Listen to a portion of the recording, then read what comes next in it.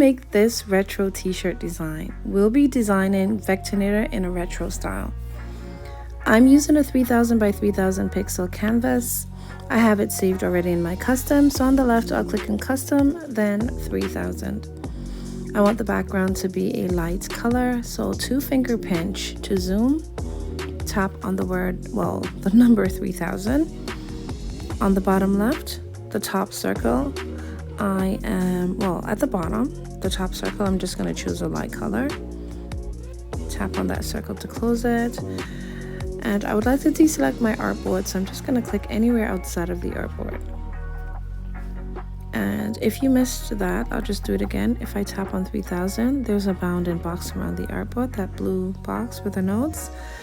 Tap outside of the artboard, it's deselected. Now I want to work on my text. On the left side, I'm going to click on the T tool. And I want my text to be pink. And I want the stroke to be green, so I'm going to turn it on first. Then choose that lovely green. Tap on the stroke to close it and tap on my screen, and there you have it. I have text. It's pretty small, you're not able to see it right now, but I'm going to change the size in just a moment. I'm turning on caps lock and I'm typing out Vectorinator.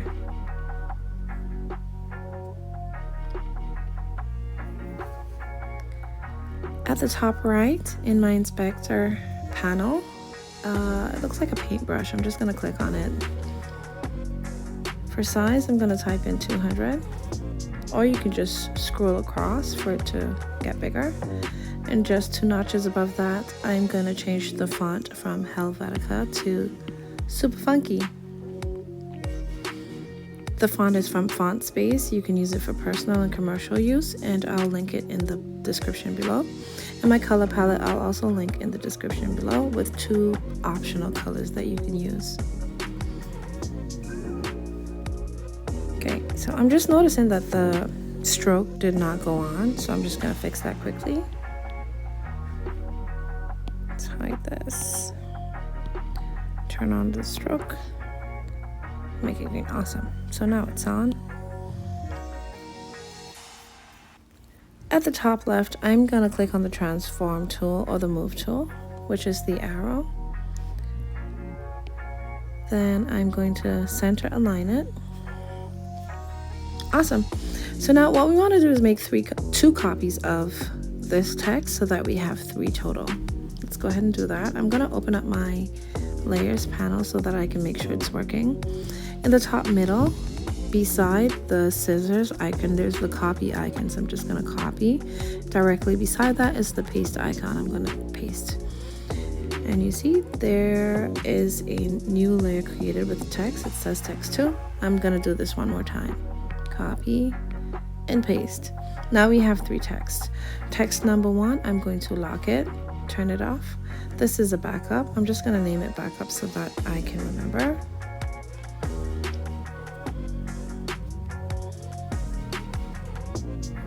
Text number 2, this will become the extrusion. I'm going to group it right now, so it makes no point to name it, but it's okay. I'll just do it just to stay organized. And I'm also going to change the color to green. Text number 3, this will be the main. Okay. Now we're already on text number 3, which is the main. Click on the brush tool, the brush icon, and I'm just gonna scroll down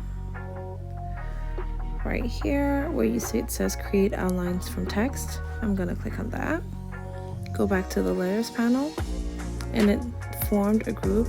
If you open this group, you'll see that it has each letter, right? That's fine. What I want to do right now is combine them. So I'm going to use 2 fingers and swipe from the R all the way down to the V to select them all. The first go didn't work, so I just did it again.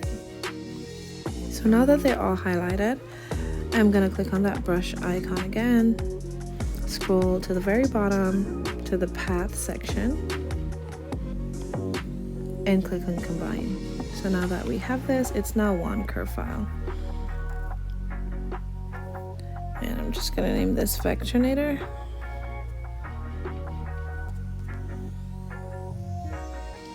And then I'm gonna repeat these steps. So for the extrusion, I need to make it an outline also. So I'm just gonna deselect this.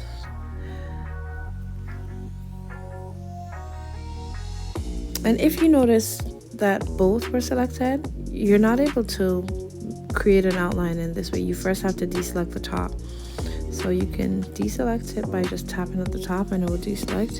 And then here, right beside this arrow, you want to make sure this is off because this is the multi-select mode. So now we're creating outlines for the extrusion. I've selected the extrusion layer, come into the brush icon, scrolling down beneath my text, and then I tap create outlines from text. Go back to my layers panel and the second group is here. See it here. So I'm just gonna do the same thing. 2 fingers, swipe down. Did not work again. Now it's working. And just to let you know, if you're having trouble, like I am right now, you can simply manually select it. So I can click multi-select here on the left beside the arrow, come over here and I can just tap and it will multi-select. Now that I have all the letters selected, click on that brush icon, scroll to the bottom to the path section, click combine. It should form a curve. Okay, so let's name the group. It is the extrusion. And this is Vectorinator, or the main, I guess.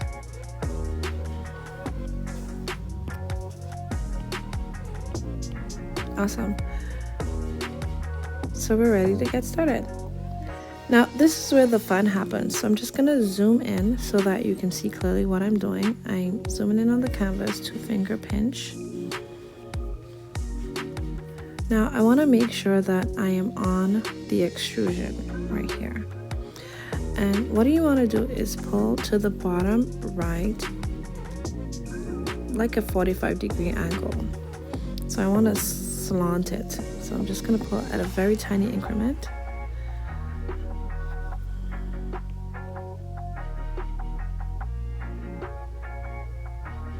Oh, yeah, that works. Okay, now while the extrusion is still highlighted, I'm going to click on the brush icon. Scroll to the top in the arrange menu. Right here, this is the arrange menu. At the bottom right, you will see repeat action. So let's repeat. I'm just going to do this a couple of times until I like the size of the extrusion. Let's zoom out. I love this. This is gorgeous. Let's go ahead. Yes, beautiful. So I'm doing 2-finger zoom. I'm sorry, 2-finger swipe along the layers panel so that I can multi-select. And I'm gonna go to the brush icon, scroll down, path section, click combine. Now it is just one file. And that's how you have your extrusion or your shadow for your word, your text. So this is already becoming really beautiful. I think when I get working on the highlights. So for the highlights, I'm just gonna use the brush tool. And I wanna make the stroke a light color, the same color as the background. And for the brush menu, you'll see, I'll just zoom in so you can see. When I create the highlights, it's already tapered at the end and it has the round top at the round curve at the top. I just want to show you how I achieved that. So in that brush icon menu, I'm just going to scroll down and where it says stroke, yours might be on regular, but you want to change this to brush and then click on the brushes and then you can just choose a taper that you want. So I chose the third one. Okay. And this doesn't have to be perfect. Like if you really, really want it to be nice and neat, you can do that.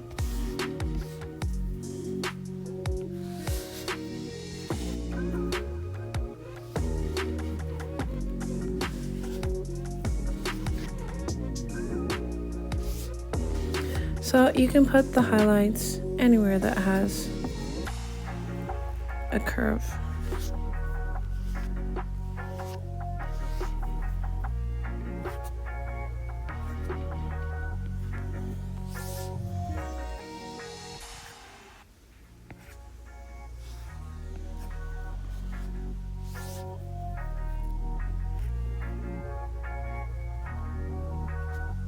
Okay.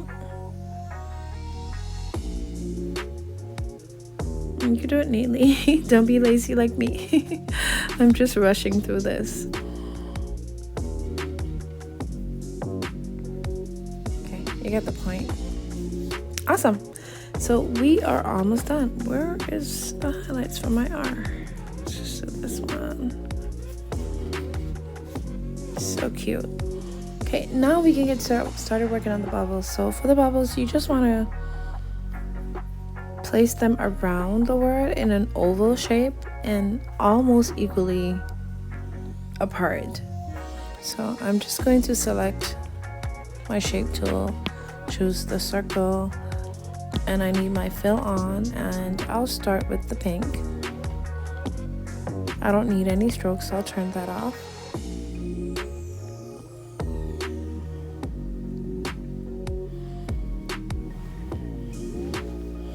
And let's start making the circles. So I'm gonna put my finger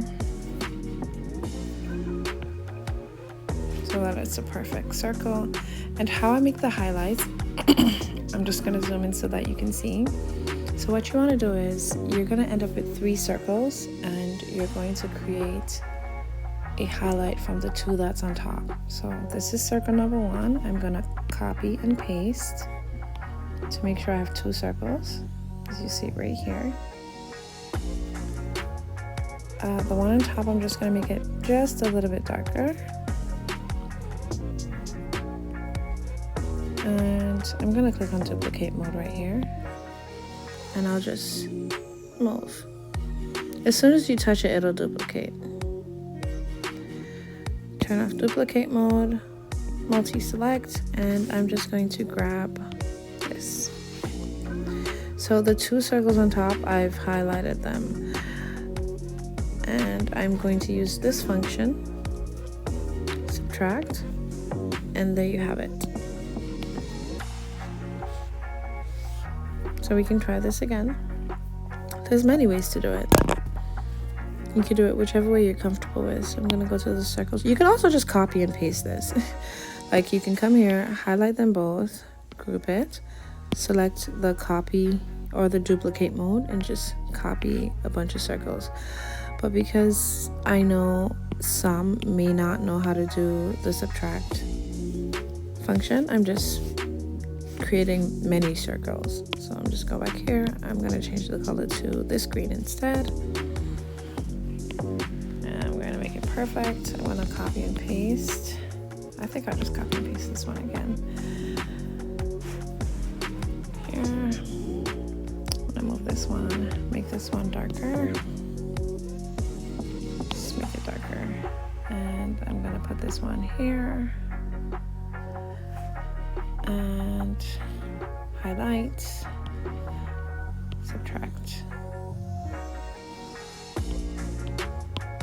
Okay, so I should manually select it since it's not working that way. And subtract. Awesome. Yeah. So then you want to focus on having them different sizes and place them equally around. So when you're done placing your circles around Vectornator, this is what you'll end up with, or something similar to this. As you see here at the top, I have a lot of negative space. It's like a big gap. You can fill that in, make it a little bit more equal. If you look at the bottom, it's a lot more, even. So just take from this example go ahead and put your circles around the word. You can add some splashes and some lines here if you'd like, or just the circles alone, that works too. This would be the outcome. And then whenever you're ready to export, you can just, how do I export? I swipe the whole artboard to the left, then I click on export, and you choose the file that you want. So JPEG, PNG, TIFF, SVG. I usually just choose the JPEG because I have the background included, but if I don't want the background, I'll choose a PNG. Okay, so there you have it. So I just want to know, it's kind of hard to talk to myself.